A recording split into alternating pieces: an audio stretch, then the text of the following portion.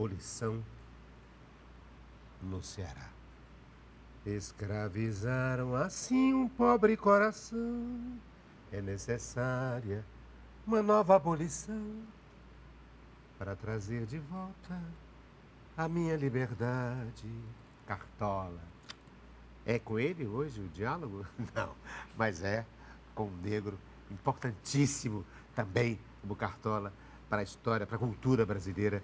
É um pesquisador exatamente da negritude, da história do movimento negro, especificamente no Ceará, e autor deste livro, o nosso dialogador de hoje, Abolição no Ceará, um novo olhar. Eu me refiro ao sociólogo, o nosso dialogador de hoje, que é José Hilário Ferreira Sobrinho. O Hilário Ferreira. Está aqui ele. Ele é mestre em História Social e ele é doutorando também em História Social e sempre com tese ou dissertação sobre a negritude e sobre a linha do tempo na história do negro, na formação da cultura do Nordeste e mais especificamente do Ceará. Hilário, vamos começar? Vamos. Vamos começar por aqui. Escravizaram assim um pobre coração. É necessária uma nova abolição. É mesmo? Esse é um trabalho, né? Um trabalho que foi feito a partir de uma pesquisa que está intimamente ligada com a minha dissertação de mestrado, né? Essa é a sua dissertação de mestrado? Não é essa. A minha dissertação de mestrado termina aí, nesse período. Termina nesse período. Mas eu sei que você, no doutorado, está estudando narrativas sobre o centenário da abolição no Ceará.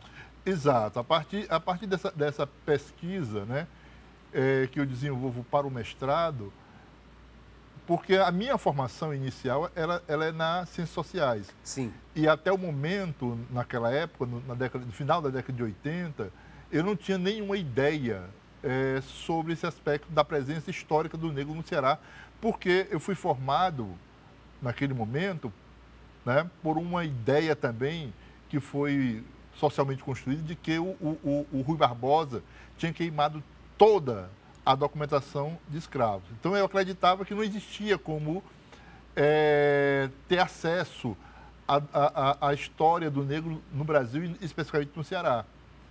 No entanto, quando eu tive contato com a nova história da escravidão, né, em parte havia sim, eu estava certo. No entanto, era uma meia-verdade. Por quê?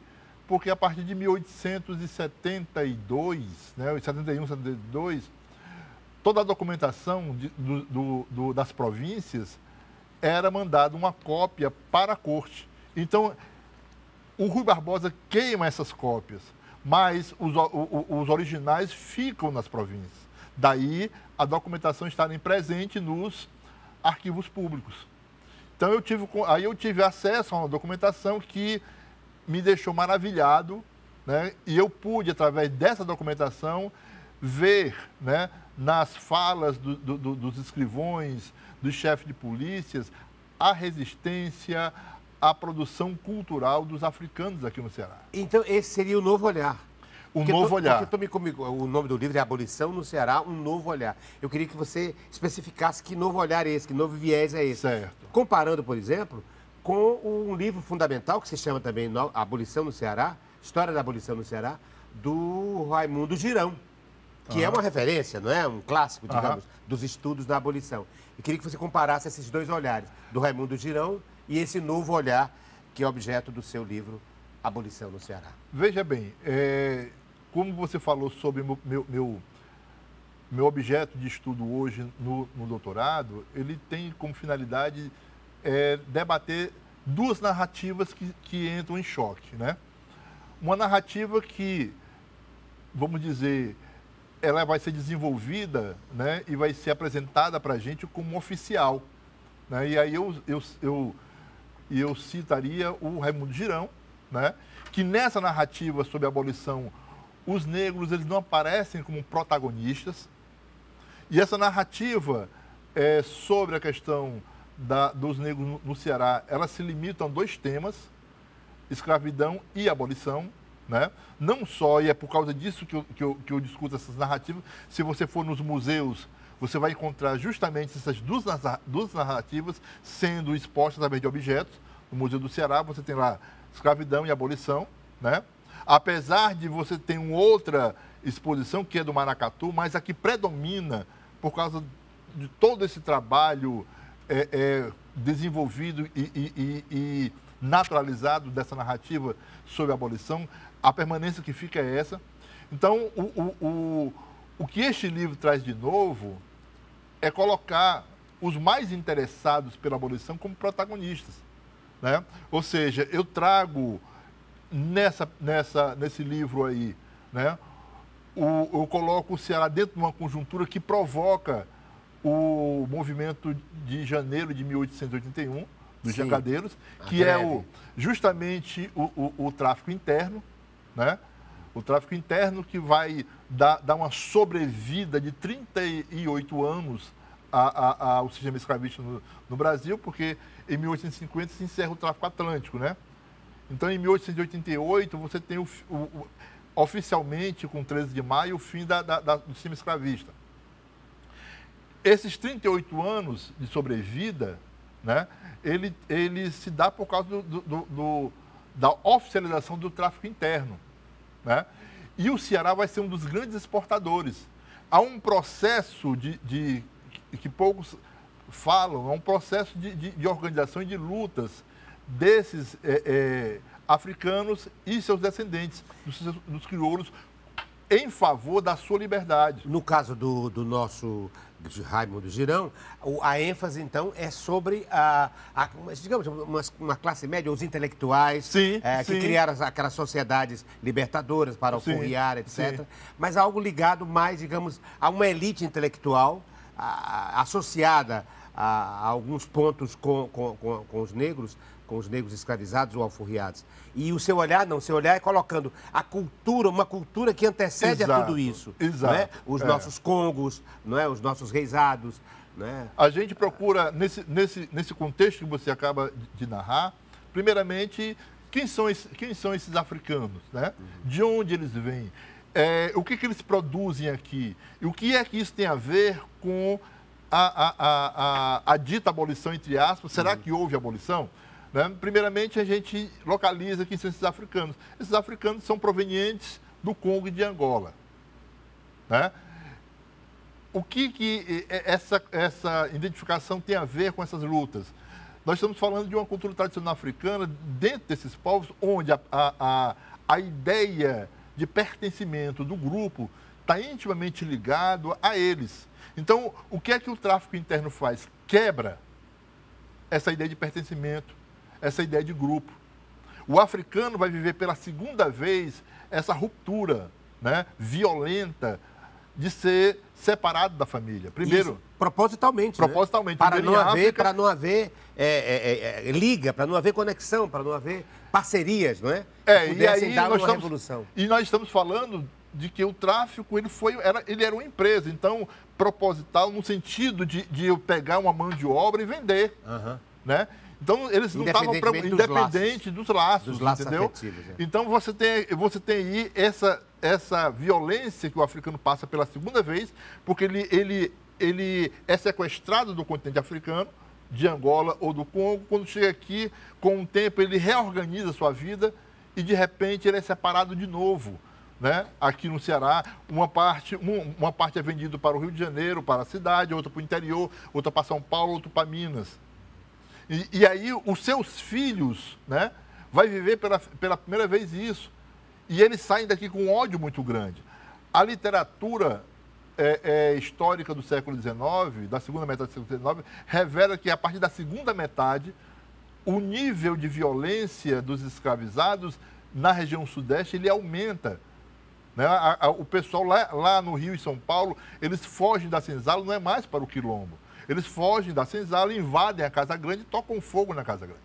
Porque tinha havido, inclusive, a Revolução do Haiti. Sim, Que era o grande medo dos senhores, havia um dos senhores de medo, engenho, dos exatamente, senhores de escravos, né? da mentalidade branca brasileira. De que ocorresse no Brasil, o medo que ocorreu do africano, Haiti. exatamente. E, além disso, né, você vai ter em Salvador a Revolta dos Malês. A Revolta do Malês. Negros muçulmanos, que eu encontro na documentação, uma documentação, né, de um ano depois, porque, como você coloca, havia um medo do Haiti aqui, e com a Revolta dos Malês, há uma busca de saber como é que estão os africanos.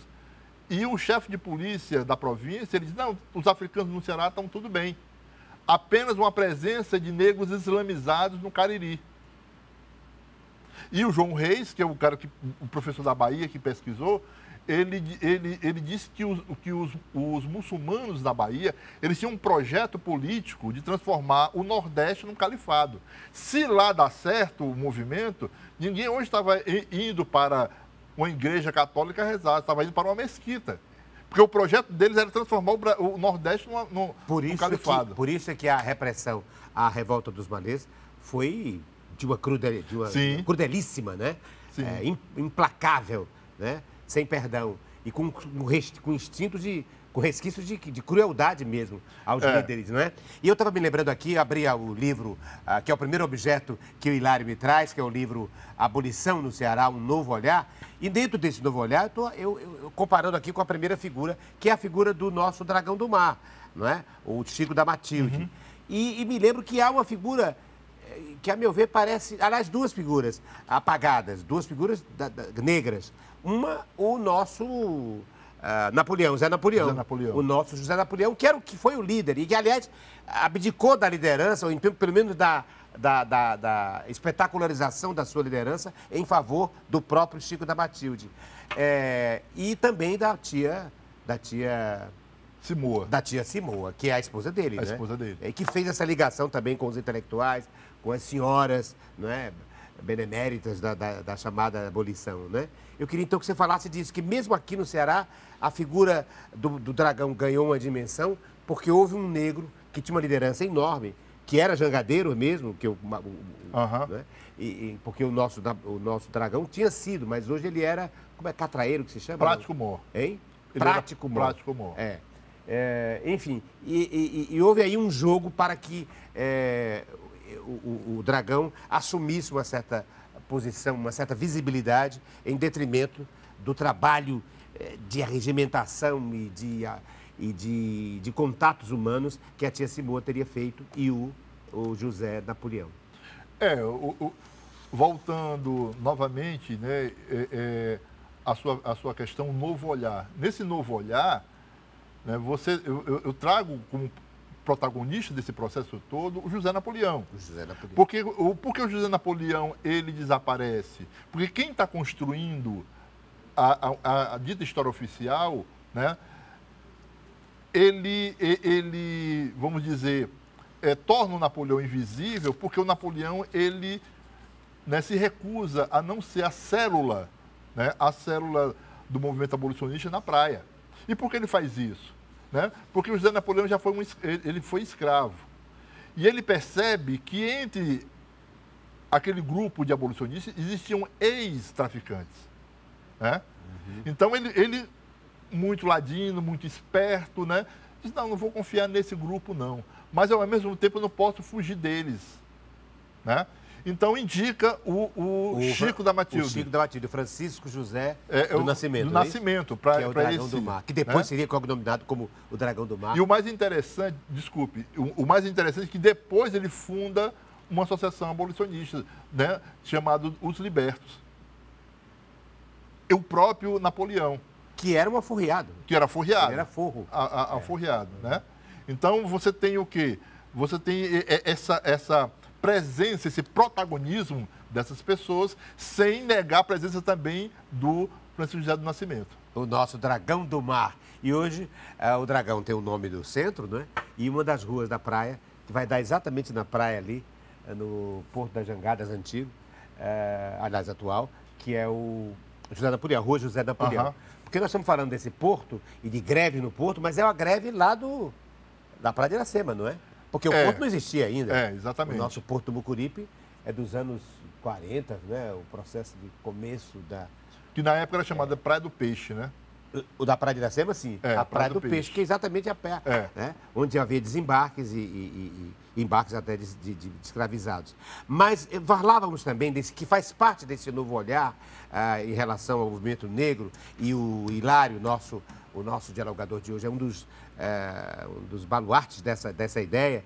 A ideia da cultura brasileira, da presença do negro na cultura cearense.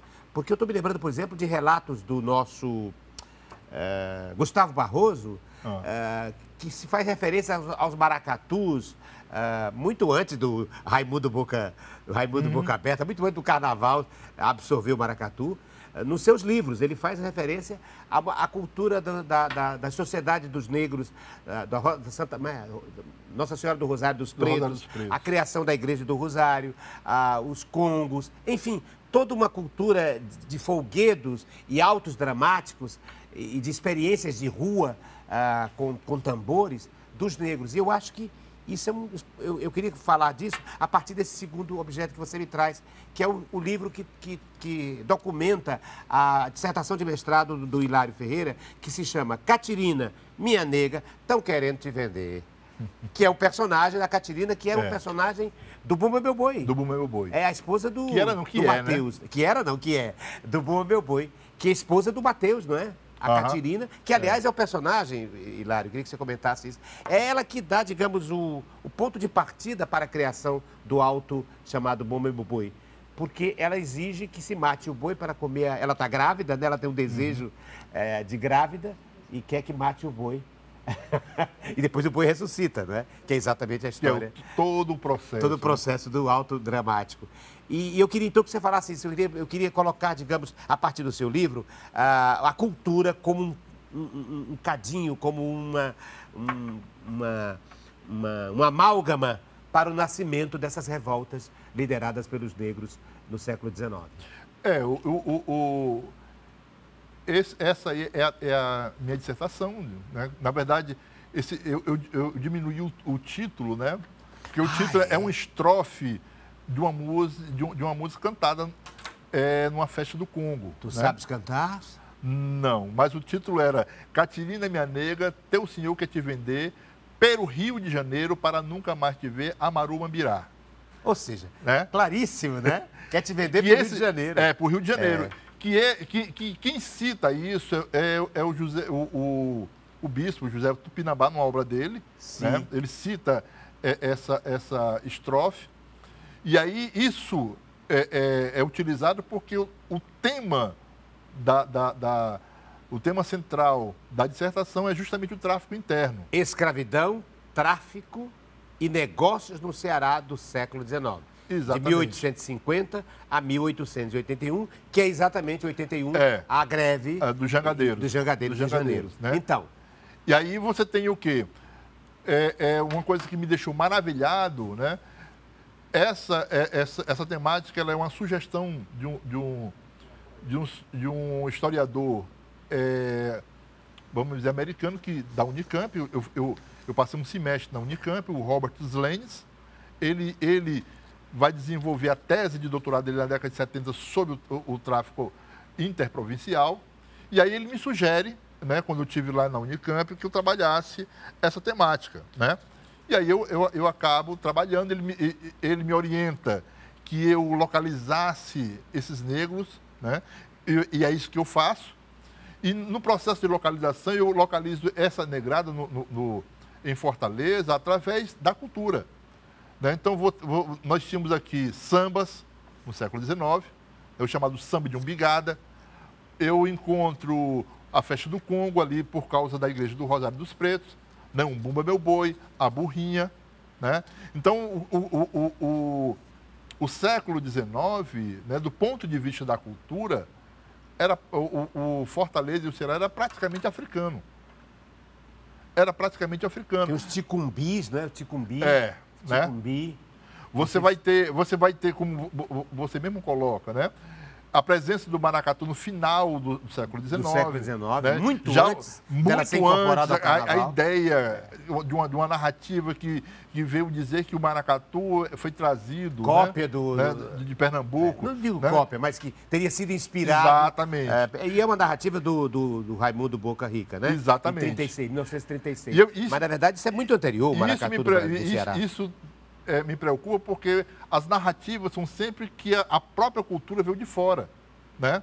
Mas quando você mergulha na própria história da presença negra aqui, né? Quando Pero Coelho tenta introduzir a um processo de povoamento aqui, ele já encontra, vivendo com os índios, alguns negros, né? Baianos e angolanos, que já viviam aqui. Então, a presença dessa cultura, ela remonta ao século XVII.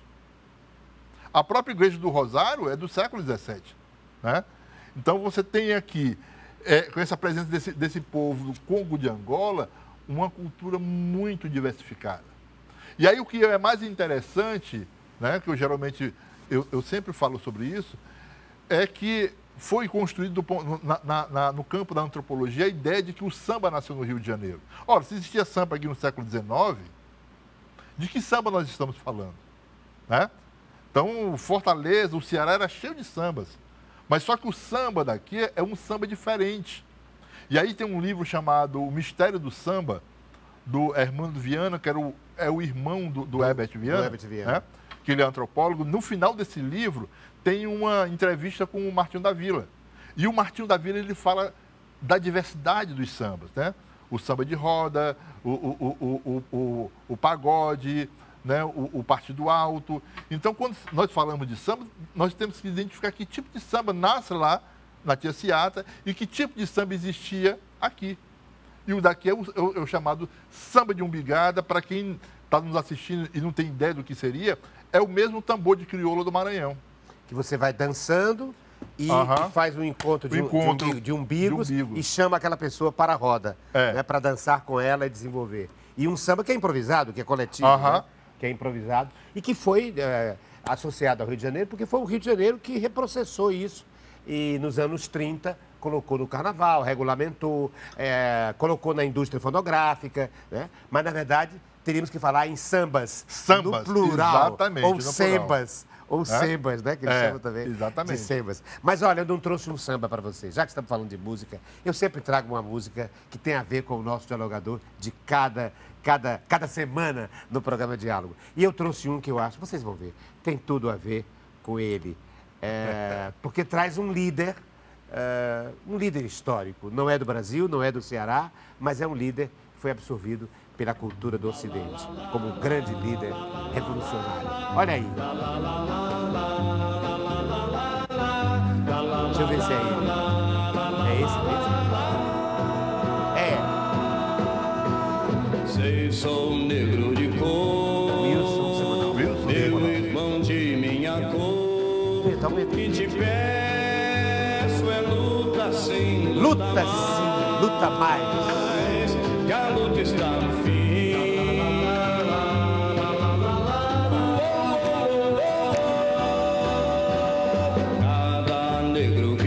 Cada negro que for, mais um negro virá. Para lutar com sangue eu não, com uma canção. Também sem luta, irmão, ouvi minha voz. Oh yeah, luta por nós. Luta negra demais. Luta negra demais. É lutar pela paz. Luta negra demais. Para sermos iguais. Que bonito, é emocionante, não? Muito, Cada vez que eu ouço essa música me emociona imensamente. Por ele, por Luther King, e por ele, que foi também um massacrado esse cara, né? E claro, cometeu erros aí, mas a paga foi demais, né?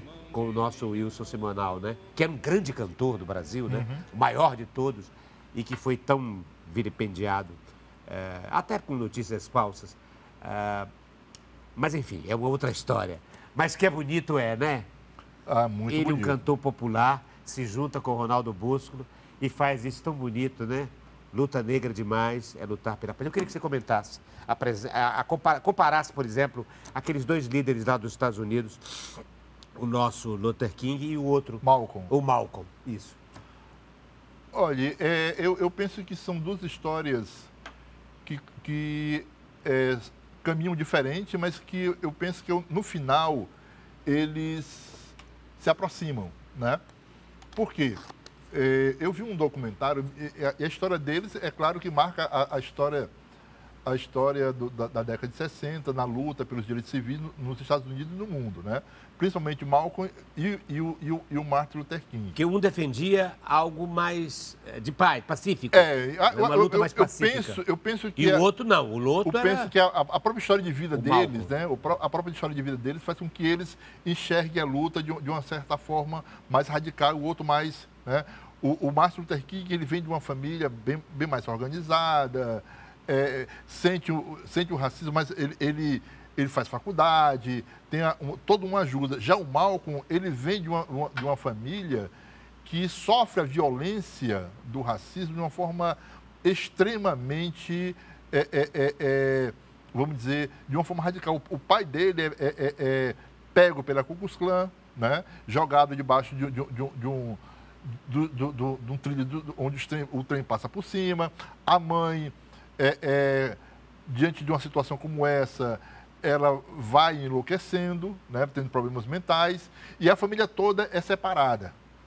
Então ele passa por todo esse processo, né, e acaba entrando nas drogas e tudo, e se converte ao islamismo. Uhum. Já o Martin, ele vai caminhando por outros caminhos, né, mas ambos enxergam a existência do racismo. E interessante é que a ironia da vida é que aquele que pregava a paz, que pregava o pacifismo, é assassinado. Né? E ele é Que é assassinado... o Martin Luther King. Ele é assassinado porque ele começa a perceber algumas questões que o Malcolm já denunciava. A relação, né, entre raça e classe. Né? Ele começa a pregar que a economia americana ela beneficia um determinado grupo racial. E aí ele começa a pregar que a economia deveria levar em consideração a equidade racial. E aí isso começa, junta-se toda uma luta que ele já vem fazendo, mas isso começa a ficar mais perigoso. E ele sabe que vai morrer. Os dois sabiam que iam morrer. Né? E de forma violenta. De forma violenta. E essas duas visões de Malcolm e do Luther King, acho que num certo sentido, nós também tivemos aqui no processo de linha do tempo da luta contra a escravidão. Que eu estou me lembrando que houve um momento em que se defendeu a alforria e a revolta em termos mais pacíficos, mas houve quem dissesse, nós vamos libertar, seja qual for, seja qual for o meio, não é? Mesmo meios ilícitos, não é? Como o sequestro de escravos e homiziar de forma irregular, enfim, houve realmente o confronto. E é tanto que nós temos duas sociedades, né? Uma que pregava os meios mais pacíficos para a libertação da escravidão e outros que diziam é possível qualquer que seja o recurso, mesmo que seja pela violência. Mas esses são temas para o próximo segmento do programa Diálogo com ele, o nosso dialogador de hoje, Hilário Ferreira. Daqui a pouco a gente volta para falar mais sobre o movimento negro.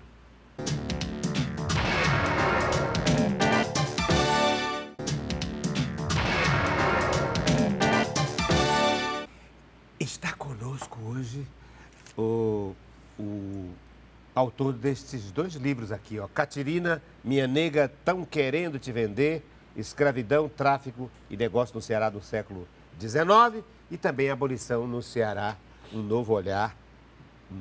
É o Hilário Ferreira, o sociólogo, o doutorando em História Social, que está trabalhando exatamente com as narrativas oficial ou extraoficial em relação ao centenário da abolição no Ceará. Ele que é mestre em História e que é professor de uma universidade particular chamada Uni Ateneu, e dá exatamente isso. Uma das cadeiras dele, uma das disciplinas é exatamente teoria sociológica e teoria política. Hilário Ferreira, que me trouxe a Anastácia. E eu comecei o programa, Hilário, cantando a música, um trechinho da música Autonomia do Cartola, onde ele diz: escravizaram assim um pobre coração, é necessária uma nova abolição para trazer de volta a minha liberdade. É necessário mesmo uma outra abolição?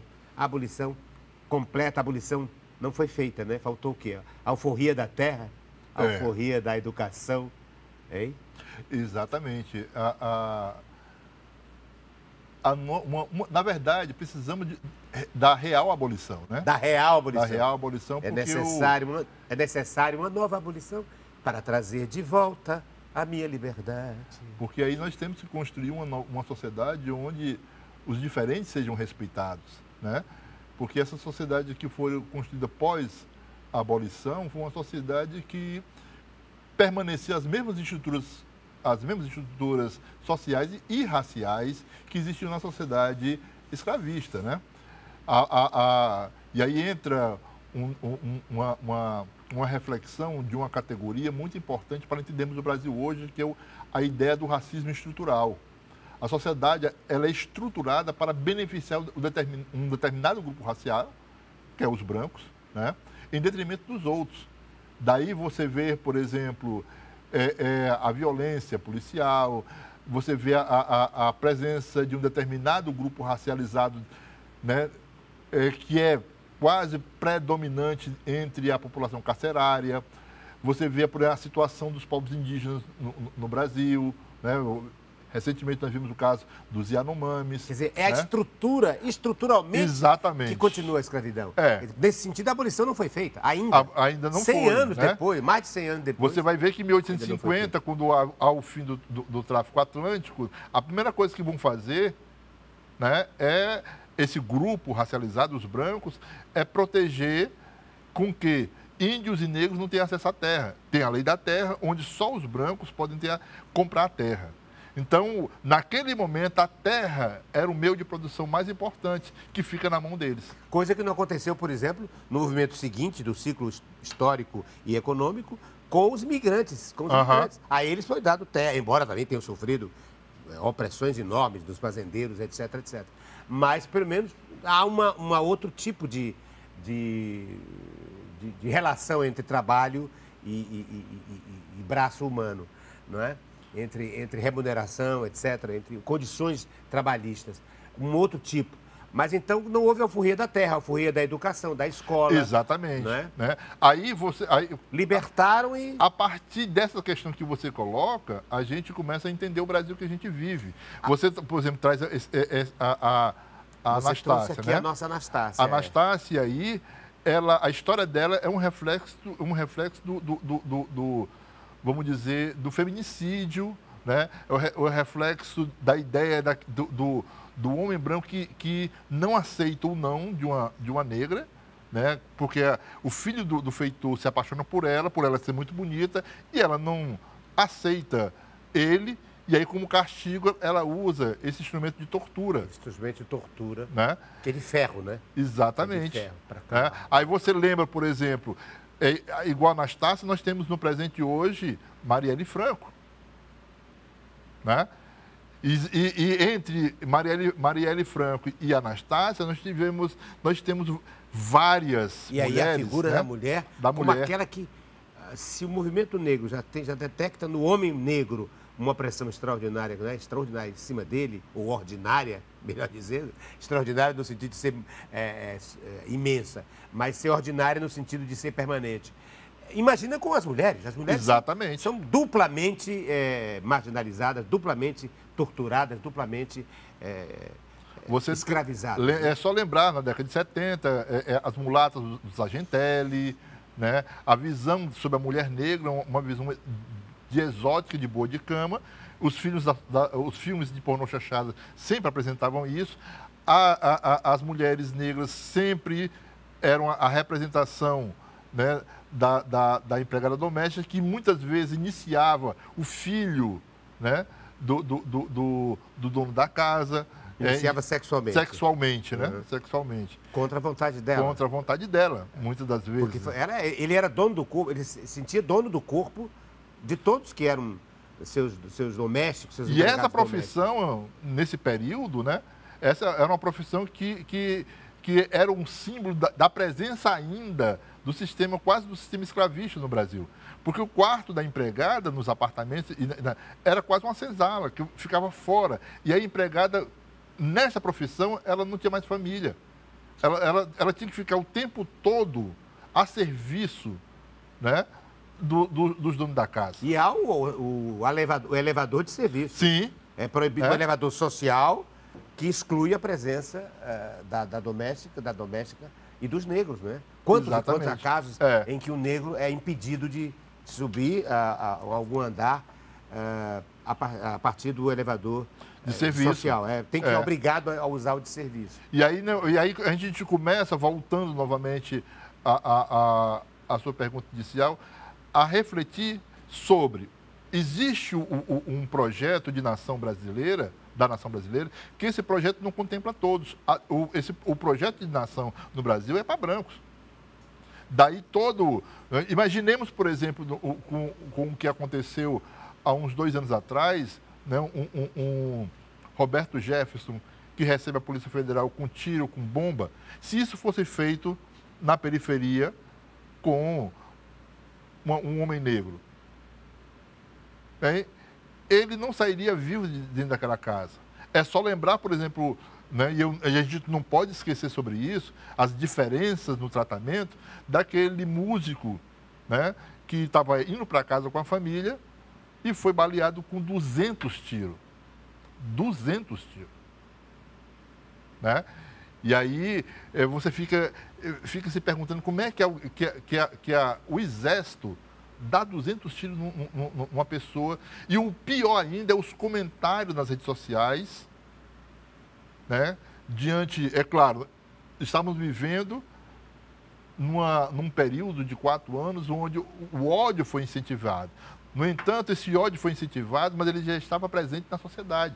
Foi despertado. Foi né? despertado. Mas o governo fez, né? Por exemplo, o governo anterior teve a pachorra de colocar na presidência da Fundação Palmares, que é uma fundação criada exatamente para a valorização da presença negra na história e da cultura brasileiras, um homem que negava, inclusive, a escravidão. Exatamente. E que culpabilizava os homens, né? Uhum. Culpabilizava os homens negros e as mulheres negras, né? O próprio movimento negro, né? E que chegou a proibir, por exemplo, a homenagem a negros vivos, não é isso? Era proibido. E caçar a homenagem que já tinha sido feita anteriormente.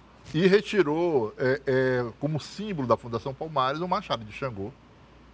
Pois é, e você me trouxe Xangô. Oh, você está me pautando, parece combinado. Você falou em Xangô e eu estou vendo Xangô aqui. Fala sobre isso. Deste objeto e desta retirada. Porque o símbolo da Fundação Palmares era o Machado de Xangô. Era o Machado de Xangô. Por que o Xangô, o Machado, é o símbolo? Porque eu sei que nós estamos diante de um especialista em mitologia das diversas culturalidades que tem a presença do negro. O nosso Hilário Ferreira. Falar com a palavra ele. O peso do que você fala. Não Olha tanto, o peso, né? nem tanto. Esse cordão eu recebi de um casal de amigos, né? A gente almoçou junto semana passada. E aí ele me presenteou com esse cordão, que tem, né, de um lado o Machado de Xangô e do outro lado o próprio Xangô, né? É um presente que eu gostei muito. E por que o Machado é o símbolo do Xangô, hein? Porque Xangô é um orixá... Porque o Xangô é o orixá da justiça. É da justiça. Da justiça, né? Então o Machado, ele corta dos dois lados no sentido, entendeu? E aí eu penso que, como o Xangô é o orixá, né? Que é o patrono praticamente da organização do candomblé enquanto religiosidade africana no Brasil, né? Das primeiras casas, por exemplo, o Opó-Fonjá. A Fonjá é uma qualidade de Xangô. A mesma coisa acontece com a Casa Branca, né? E a nível de Bahia, né? E a nível da própria, vamos dizer, organização enquanto instituição, né? A Casa, possivelmente, alguns falam que a Casa Branca é a primeira organização. E os maranhenses acreditam que a Casa das Minas é a primeira, né? Mas Xangô aparece como essa figura, né, que organiza, né, o dono, vamos dizer, do terreiro, né? E aí eu penso que, por ele ser um justiceiro e um guerreiro, né, quando se criou a Fundação Palmares, né, eu penso que ele foi escolhido justamente como uma questão de justiça. Porque a Fundação Palmares, ela nasce no governo do Fernando Henrique Cardoso, né? E aí isso não implica a existência, a presença dessa negrada ali, no sentido de que é feito justiça, né? Nós termos naquele momento uma instituição governamental que passa a pensar as políticas públicas, porque o movimento negro, ele naquele momento, ele para de diagnosticar o racismo, de denunciar o racismo, e começa, com essa instituição, algum tempo depois, a pensar em políticas públicas. Daí a Lei 10.639, daí a Lei das Cotas, entendeu? Pensar políticas públicas considerando para a população, a inclusão dessa população. E essa, é consagrado Não. Não é consagrado, não? Não. Estou perguntando porque eu quero colocar em mim. Não. E se fosse consagrado, eu não teria esse direito, né? Não. Mas eu quero colocar em mim, peraí, porque, pelo que eu sei, andaram aí dizendo, não, um mestre na cultura, não vou dizer o nome dele para não criar problema, enfim, andou dizendo que eu era filho de Xangô. Porque eu nasci numa quarta-feira, e que eu sou filho de Xangô. Então, acho que eu tenho direito de colocar, estou colocando aqui meu pai Xangô, né? Disseram que eu era, ele fez aí, acho que ele colocou, é o Ifá que eles chamam, né? É o Ifá? Na verdade, é o Búzios, é o Búzios, na verdade, né? é o jogo de Búzios, né? Chama Ifá, não, né? Não, o Ifá é um outro tipo de jogo de adivinhação, né? De diversão. Mas é com búzios também. Não é com búzios. O Ifá não é com, o Ifá é um outro... É com conchas, né? Talvez. Eu acho que o nome é Ipelê. Ipelê. Né? Mas o que predominou... Entre aspas, adivinhatório. Exatamente. Um diagnóstico. O que predominou mais nos terreiros no Brasil é o jogo de búzios. O jogo de búzios. Ele fez para mim algum tempo atrás, e disse: Ricardo Guilherme, você é filho de Xangô. O que significa isso, hein? O que significa ser filho de Xangô, hein? Pode Deve ser ter algum filho uma de Xangô figura... ouvindo, sabendo, hein? Uma pessoa incisiva, justiceira, que não aceita que as pessoas sejam humilhadas ao seu redor, que luta pela verdade, que por fazer isso, muitas vezes, cria muitos inimigos. E você é filho de? Xangô. Você também é? É. Tá, meu irmão. É irmão, segundo esse... Como é que eu chamaria? Não é mestre, é um pai de santo, né? Ele era um pai de santo. Naquela época ele era um pai de santo. Ele tinha, inclusive, terreiro. E colocou lá, fez todo um jogo e disse que eu era filho de Xangô. Que bonito, né? É bonito isso da cultura brasileira. Essa heterogeneidade, uma pessoa formada como eu, tem cultura católica, né? Mas, no entanto, pode frequentar terreiros outros, né? Não é heterodoxo, não é ortodoxo, né? Nós temos essa mistura, nos abrimos ao espiritismo, às religiões afro-brasileiras, enfim, uma certa multiculturalidade religiosa, além das nossas conversões ou não. Eu que tenho, como disse, não me disse como católico, mas me disse como uma pessoa de formação católica, né, de cultura católica, mas que já tive, inclusive, problemas também com uma parte dessa igreja. Mas me identifico também, claro, com com quem tem igreja ou não tem, mas que defendam exatamente esses valores da justiça, da ética, da sociabilidade, da igualdade. E aliás, aí, E eu acho que uma coisa que é importante ressaltar a partir do que você fala, e aí eu gostaria de comentar, é justamente que a gente vive numa sociedade marcada pela essa diversidade. E nós temos um dos maiores desafios nossos diante dessa diversidade é aprender a respeitar o outro. Né? Como está faltando, hein? Exatamente. Lembra-se agora, estou me lembrando recentemente de um caso de um motorista de aplicativo no Rio de Janeiro que se recusou a levar no seu carro 2 adolescentes que estavam paramentadas, vestidas de roupas que iam para um ritual de candomblé. Entendeu? Quer dizer, a intolerância religiosa. Isso eu acho extremamente preocupante. Anti-brasileiro, né? No sentido de que... E anticristão. E anticristão. Né? E anticristão. Porque eu penso... Ele se dizia cristão, mas na verdade é o anticristão. Eu penso que aí a gente tem que entender o que é amor, né? E aí hoje você tem professores no campo da filosofia que fazem reflexão sobre isso. Independentemente de ter ou não religião. Exatamente. Compreender Cristo como uma figura... Porque amar alguém, independente de ser... de forma afetiva, né? É respeitar essa pessoa do jeito que ela é aceitá-la do jeito que é.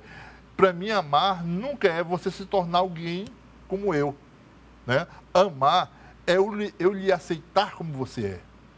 Então, o nosso maior desafio é construir esse amor. E aí, nesse aspecto, né? Eu penso que Jesus Cristo foi extremamente revolucionário. Sim. Quando ele diz assim, esqueça tudo que eu fiz. Faça só uma coisa. Amai-vos uns aos outros como eu vos amei. E aí as pessoas têm que entender o que é amar. As pessoas adaptam a ideia de amor ao preconceito delas. Né? Ou seja, amar para elas é você ser um igual a mim. E quando isso não é amar. Ou então só aceita o que está na Bíblia, aquilo que lhe é conveniente. Né? Exatamente. Não compreende a Bíblia, inclusive, como um fenômeno cultural. De uma determinada época, de uma determinada humanidade, né? De uma determinada temporalidade e de uma determinada mentalidade. Mas, enfim, é algo que nós... O grande desafio de nós todos que estamos contra esse movimento de ultradireita, né? De extrema-direita, é exatamente essa capacidade de nós tocarmos nessa essência brasileira da compreensão, da empatia e da respeitabilidade em relação às diferenças.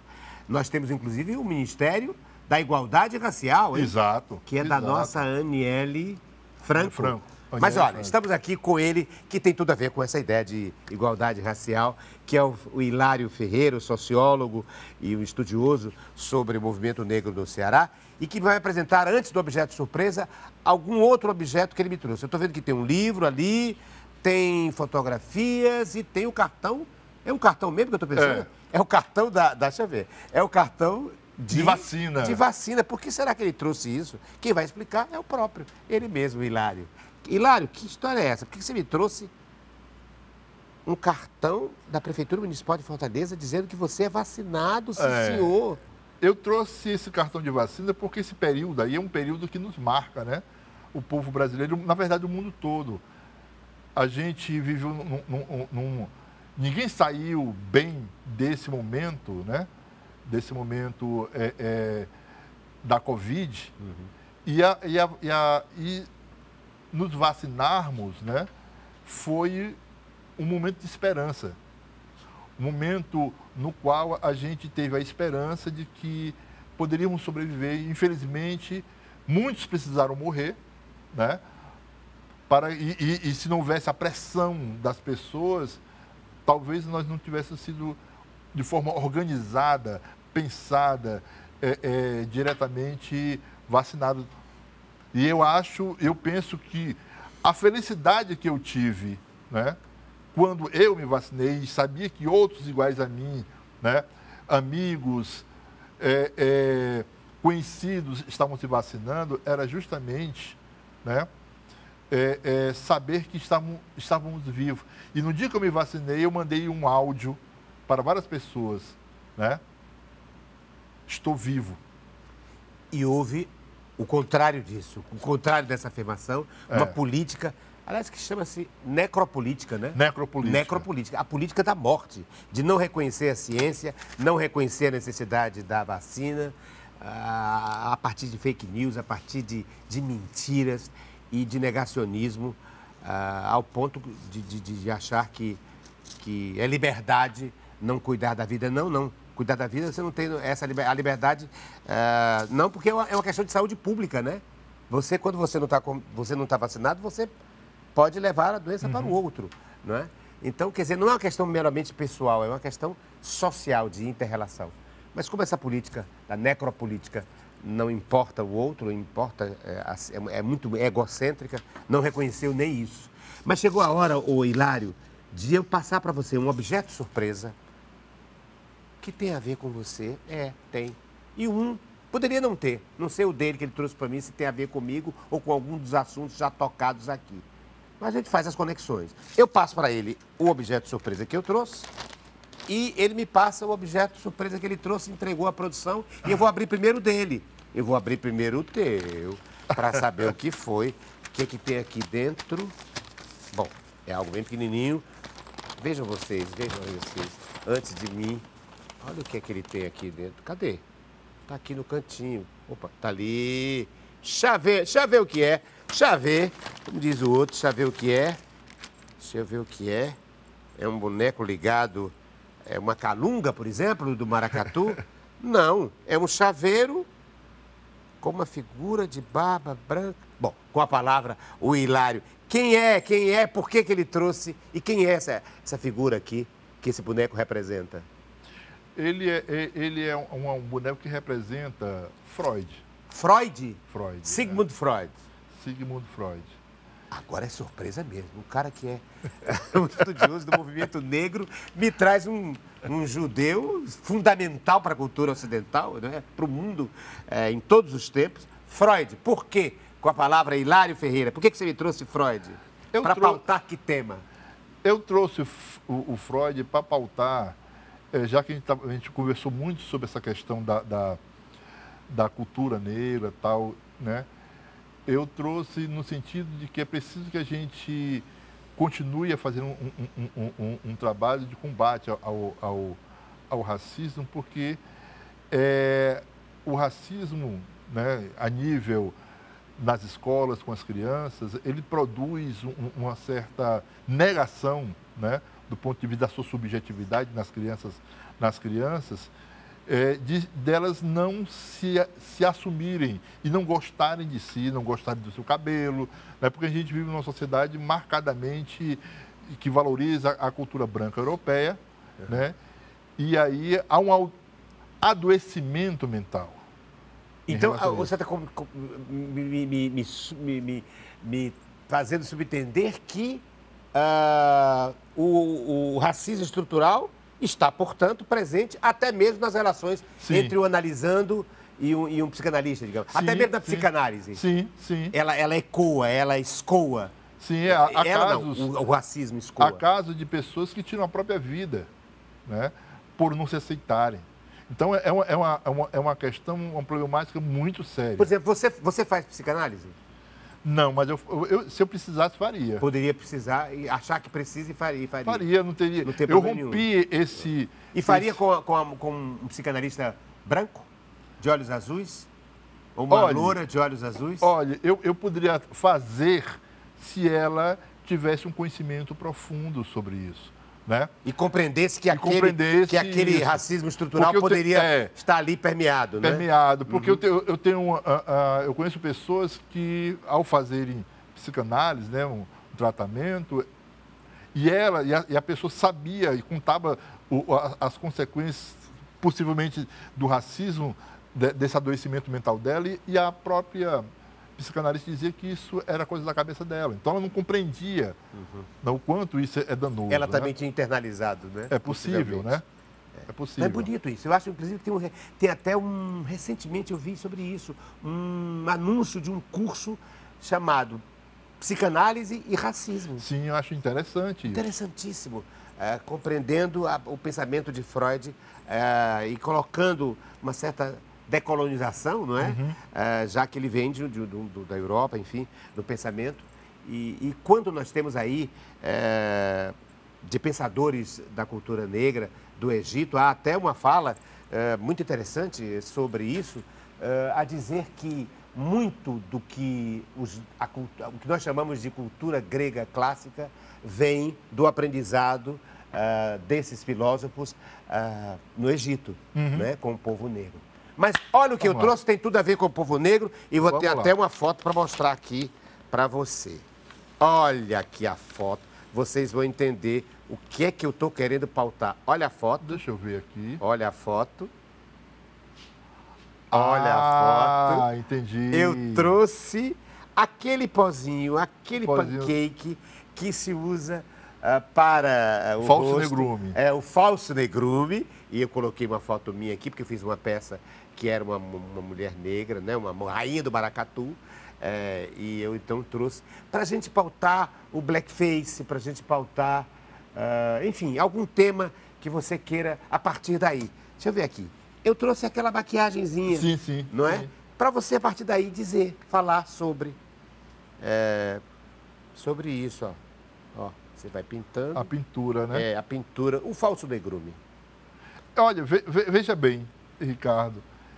Aproveito também, eu mostro essa foto da minha. Eu saindo. Olha ele de maracatu, né? Porque há maracatu hoje que tem o rosto pintado e há maracatu que não tem. E a maracatu onde uma ala não pinta, né? E uma ala não pinta, Eu recentemente... Queria você falar sobre isso, sobre essa polêmica, né? Isso aqui no teatro, eu fiz no teatro, né? Isso aqui nos anos 90, eu acho. Recentemente recebi um telefonema... Eu fiz o maracatu tradicional com o rosto pintado. De uma amiga minha que teve um encontro aqui e o maracatu se apresentou, né? Então, essa já é a segunda vez que isso ocorre e algumas pessoas de fora, né, passaram a criticar a presença do maracatu por causa das pinturas. Da pintura. E ela veio me perguntar, eu digo, olha, eu não vejo, eu não vejo a pintura do maracatu como um blackface. Eu, particularmente, não vejo, né? Eu penso que existe uma outra leitura e narrativa, né, sobre a história dessa pintura, né, que é construído, que eu tive num debate e alguns diziam que na década de 30, né, quando o maracatu é chamado para sair na avenida, a perseguição por causa do racismo era muito grande e quando eles se pintavam, né, a polícia ia atrás dessas pessoas, eles se misturavam no maracatu, ninguém identificava. Por causa da massa. Muito bem. Era uma estratégia. Uma das estratégias para fugir da maracatu. Aliás, maracatu significa exatamente... alguns dizem que significa debandar, né, em maracatu. Mas, enfim, são temas que a gente poderia fazer outro diálogo com ele, que honrou com a sua presença hoje, o Hilário Ferreira, honrou com a sua presença neste programa. A quem eu agradeço imensamente. Eu que agradeço. E lá, na próxima semana, a gente volta com mais outro diálogo.